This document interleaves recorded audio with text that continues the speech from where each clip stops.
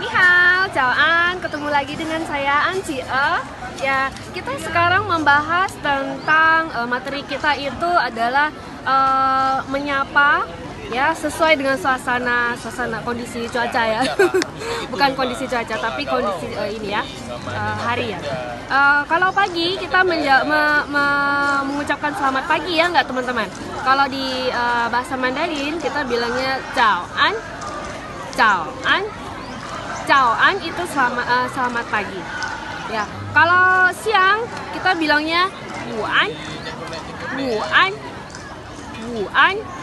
Oke. Nah, sekarang kalau sudah malam kita bilangnya selamat malam ya, teman-teman. Dia Wan An, selamat malam. Oke, sampai situ saja materi kita. Sampai jumpa, Cai Cie.